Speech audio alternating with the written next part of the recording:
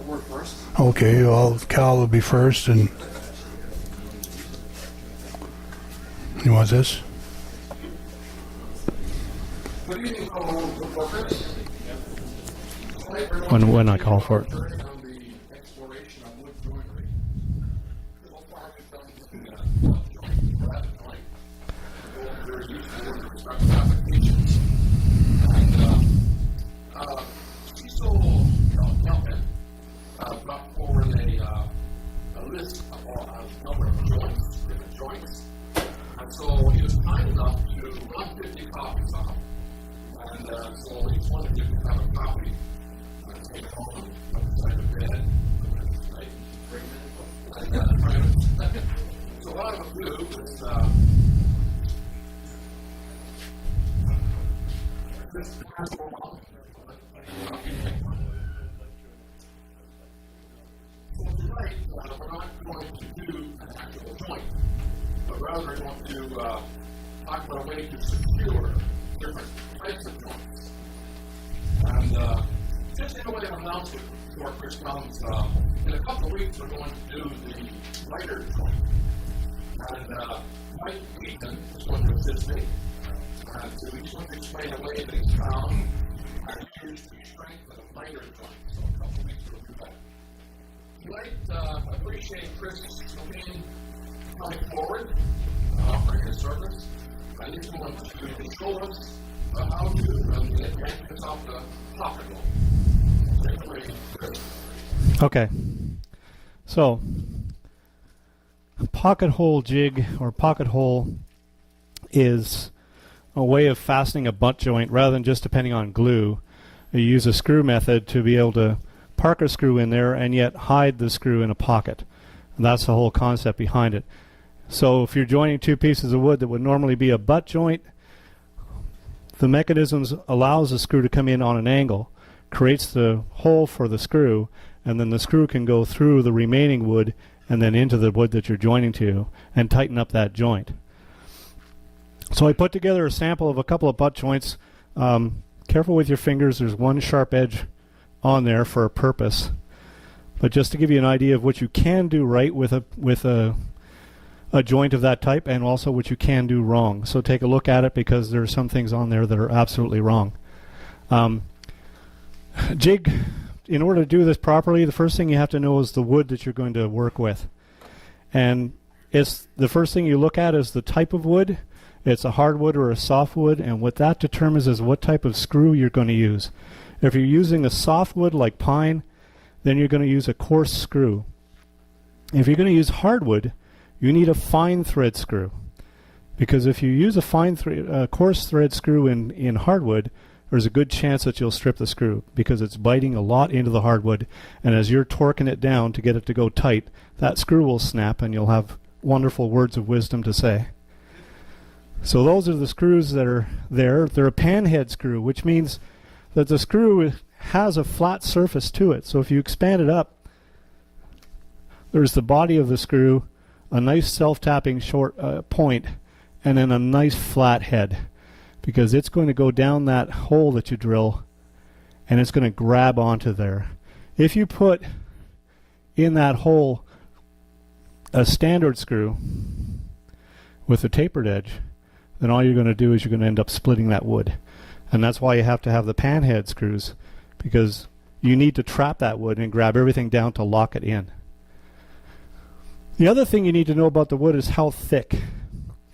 So depending on the thickness of your screw, of the wood, will determine what you do with the Kreg Jig, right? The first thing is the screw length. You want to throw up that PDF? If you're drilling into a 3/4 inch wood, the last thing you want is a panhead screw that's 2 inches long, because you'll come through the end. And if you feel on number 3 on that sample, you'll feel a screw that's come through, because I deliberately went deep and I deliberately put it through. So if you're doing a nice joint, it's on a nice face, you've just messed it. So Kreg has a nice site. You can go on there. It applies to just about everywhere. You can take a look at the thickness of the wood you want or you're playing with, and it will tell you the length of the screw, and then they also tell you what their settings are. It depends on what jig you have. You can also look on the side of the screw package, and it will tell you what screws length you need to use to get the proper joint. Second thing you need to do is worry about your drill bit collar position. Now Kreg did a real nice job. We'll get a shot of this.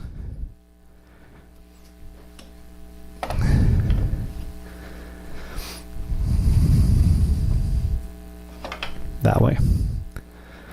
So what Kreg has is there are numbers along here to tell you the depth, and it will allow you to adjust this drill, use the collar stop to adjust it depending on how thick your wood is. Obviously the deeper wood is for thinner product, so you're going in quite deep.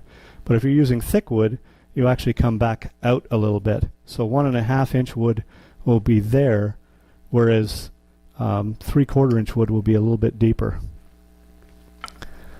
So you need to set up that jig. Now this is the Kreg jig. This is ours. We have this in the shop. And so you have that, and you have the gauge, and there's drills and clamps, etc. This is my jig, and it doesn't have the drill length feature. So I have to be a little bit more cautious about where I set my collar. So typically what I will do is after I set it up, I will stick my drill in, and I will make sure that my drill right there does not hit my base plate, right? Because you don't want to hit the base plate. And of course, somebody's hit the base plate on this one. So you can see where they've gone too deep on their collar, they've gone in, drilled the wood, gone right through and hit the plastic underneath. So in this case it's metal, I don't want to do that. So this determines where your collar is set, because you don't want to go too deep in your wood. If you end up too deep, your screw is going to come out. And of course if you end up too shallow on one of those, you'll see that the screw head is actually protruding above the joint, because it deliberately went too shallow on it. I didn't go deep enough. So therefore the screw did not sit in the pocket. It's sitting proud of the pocket. And although most of the time it's hidden behind the scenes, it'd be just your luck you'd want to butt that up against a piece of wood, and now you've got to, fadangle it in. So setting of the drill collar is really important. The last piece of the equation is your tool height. So Kreg, they've got a couple of jigs. This is an older one. They adjust the tool height by putting in fillers in this spot here. And what you're doing is you're gradually moving up the line. So what that does is that places this screw further and further back so that you can go deeper into deeper wood. So if you've got a 2-inch piece of wood, you wouldn't have a joint right close here. You'd have the 2-inch piece of wood would be like that. You'd want to come further back so that your screw bit was here, and you grab more of the wood than less of it, rather than depending on a small connection point. So Kreg does it like this. Points for Kreg for having this. I think this is a great tool because it makes it fast and foolproof. Not so much on this model, but they have different models, and it works pretty well. Mine is a blackjack model that I picked up ages ago. On the back of it, it has markers for 1/2 inch, 3/4, 1 inch, 1 1/4, 1 1/2. And I literally walk this mechanism here up to get it in the right position. So if I know I'm dealing with 3/4 inch, I put on 3/4 inch, I'm done. I don't have to think about anything else. That's it. Other than my collar length to make sure I've got it. Typically I'll do a test sample to make sure. Yes, it's a fixed stop that you walk up. You can't go in between, and so it just fixes up. It was a pretty decent product, and a reasonable price. So points for these guys because they put the markers and you can see them. Whereas this one, you go to the PDF, the file, and you find out what block to put in depending on what wood. And most of the times you're working in 3/4 stock anyway, so it stays at a fixed arena. So to drill it, this one's already set up. You can space them. Mine will allow you to space these two spaces apart. If I undo it, you can move them back and forth.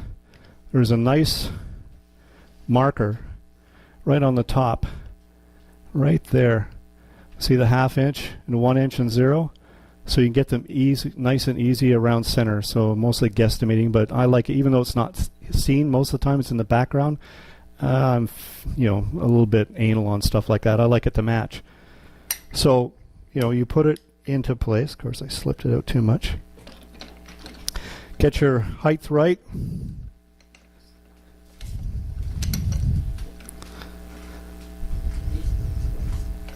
Yeah, there we go. And then get your holes right the way you want to have the holes done. You have your collar already established on your drill, and it's a simple matter of clamping this here. Now this clamp's been adjusted for the 3/4 inch stock. It was. So the clamp is held, the piece is down flat. So when you're putting this in, after you drill your first one, make sure you clean out below. Because if you don't clean out below, the thing's going to sit high and you're not going to get the same fit. It's just a habit of blowing everything out. Make sure it's down, clamp it in place, and then that thing's not going to move. And then you literally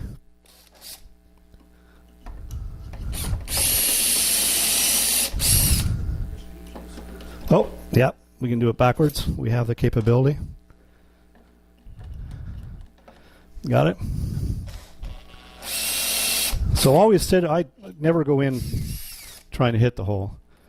So get it in, there's lots of room to make sure you're down so it's comfortable and you're not putting undue pressure on the sleeve. And this one will eject out the sides. The piece will come out here and come out the other side. Take the drill out, back this off, and that's the pocket hole right down there. So that's a typical pocket hole. And now you can put your screws in there and everything else. Now if you don't have the ability, in some cases you've got a large piece and you can't maneuver it, mine will come apart and I can use it separately. Kreg has a nice little standalone single piece. So it looks like this. And that's the same thing. Drill goes into that spot, right? And it's automatically got the slant on it. And it will do it for you. But it has no guides. So you have to make a determination. I think this is built for to do a typical 3/4 inch. So you'd clamp it to your piece that you want to do, drill in from this side, and then you'd move it and clamp it again, move it and clamp it again. It just depends on how it's a finicky process, but it works. Now I've done long boards. You don't necessarily have to butt this way. You can do it sideways. So you're joining two pieces of wood like that, as opposed to two like this. And you can also do 45 joints. So when you're doing a 45 joint, then you need to be able to be very conscious of a couple of things. One, you don't want to do a joint out here, because unless you've got a very small screw, you're going to be in trouble. So you've got to watch there, because you're dealing with 3/4 inch stock, but now you're trying to hit on a 45. So you've better be in the fat side of the joint rather than the skinny side of the joint. So when you're drilling, this may work perfect because you've put in the joint, but if you try it over here, you may hit a little high, and therefore it doesn't. The pocket hole shows on the edge of your joint because you're coming in, right? This distance is less than 3/4, so you have to pay attention to it. But it can be done using pocket hole jigs. Of course, obviously, if you have a large 45, then you can put a couple in place. Just be careful that you're not. You can joint anywhere in this miter here, but when you get close to the edge, that's when you're in the danger zone. That you really have to be careful about where your screw is. Otherwise, you're going to end up like number 3 there, where the screw has gone through. Joining them is pretty simple. Kreg and others have a nice clamp. It has a fat bottom, and it has the clamp mechanism, typical vice grip style. You literally put your two pieces together, put the flat piece, the large piece, underneath the front surface, so you've got the smaller section where you're going to screw, not the other way around. It's difficult to get access to your screws when you're doing that.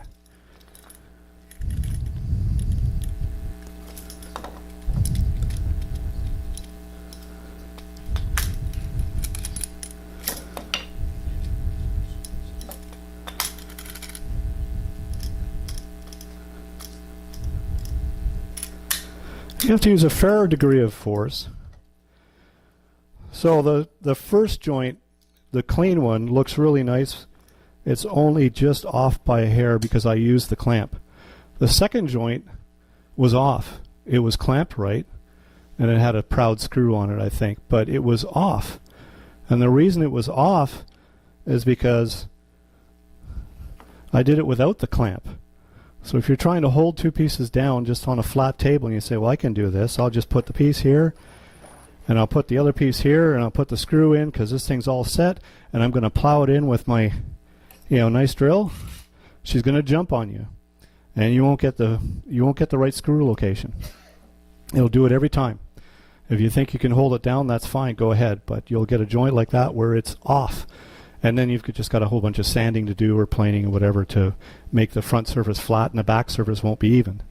Right? So you got to use the clamp. So take the clamp in, take a screw,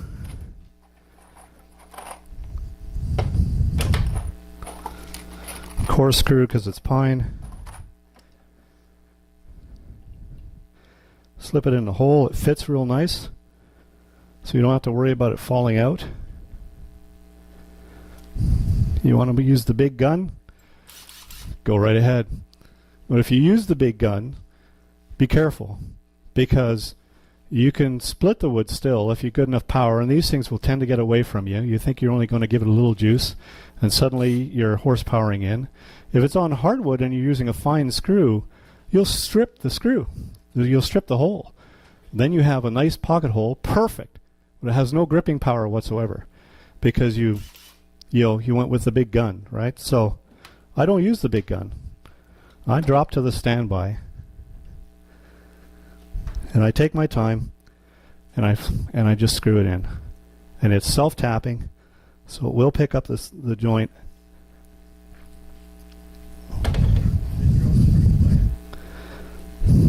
It is very quiet. A little bit of glue on the joint before you do it. 2 screws typically in most joints that I like to use anyways, and you have a real solid butt joint that is not going to move at all. And I've used it for all kinds of things. The one piece where I showed it on the slide, there's hardly a place where you cannot use a pocket jig, especially with this, because you can get in tight with a single unit. With this toy, it's hard, if you're assembling, but if all of a sudden you've got to skip into a corner and use something, if you can get this thing locked down somewhere, you can put a pocket hole and you can make that joint, and it will hold. It will hold real well. Yeah. Yes, you can get plugs. You can get a plug hole cutter that will make a plug. But my experience is I use these on the back of anything that I'm going to show. I'm not going to use them on the front. Putting a plug in there and expecting it to fill a hole and look nice, no sir. It's going to stand out and show in your face. That's the first thing you're going to see. But turn it around on the back, it's hidden, it's cheap, it's fast. You don't have to worry about dowels. You don't have to worry about any tenons. It's just bam, bam, it's done. And you get your measurements right, you get your screw distances right, and you can just park it through and get it done. So it's a very good system. Any questions? Yeah. No. If you take a look at the screw between the coarse screw and the fine screw is very, very thin. It has very little grip on it. And if you pay attention to length where you're not driving it too far into the wood, it will grab just fine. I haven't had them break on me on hardwood. Now, mind you, I haven't had a 2.5 inch screw, but for 3/4 inch stock, I'm fine. Yeah. Anybody else?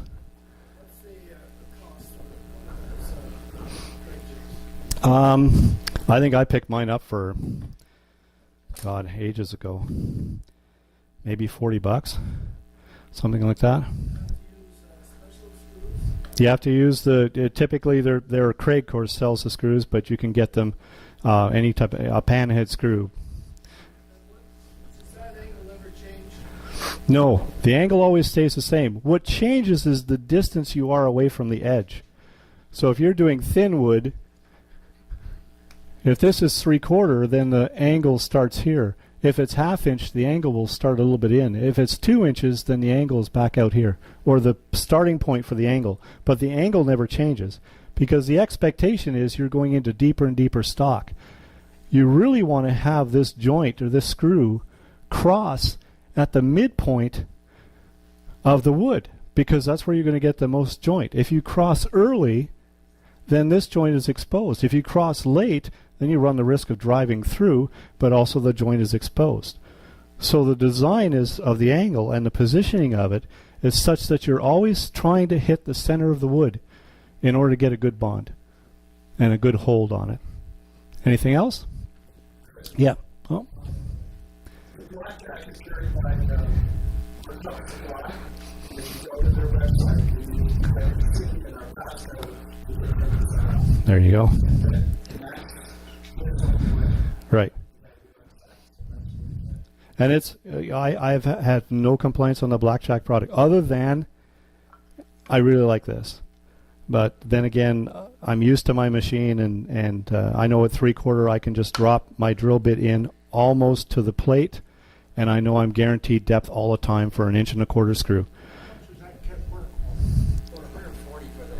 For the Kreg, 140. I'd have to. I can look it up, and I can tell you guys next week. I never. Is that right?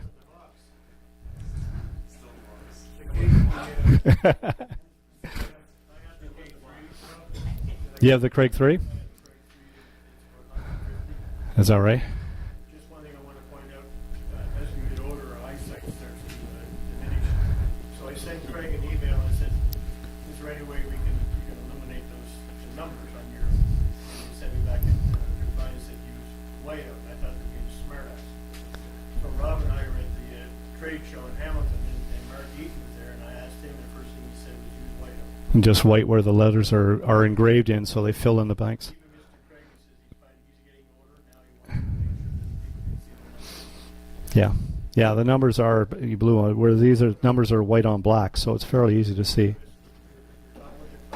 Yeah. Craig also makes a clamp that has a taper. You can put it right in the pocket and squeeze those two together. Right. Yeah, that's fluff. I think, anyways, it is there, but it's one of those cool tools. If you want to have it, great, but otherwise, it's fluff. This will do just fine. Okay. Yeah, Busy Bee has them too. I picked these up at Busy Bee. They're on sale, so when they come on sale, you pick up some. I use a lot more coarse than I do fine at the moment. What about the plugs that you put in the back to cover up the screw in the back? If you want to cover it. Don't know how much they cost. You can buy them, and you can also buy a tool that will make them for you. You just have to set up a jig on your tool. I did mine. I had mine. And I just got a piece of dowling, the size of the hole. Shoved the piece of dowling in, cut it off in the bandsaw. Yeah. You take it out.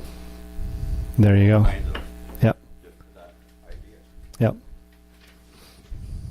That's because you're too cheap to buy the deal. Yeah.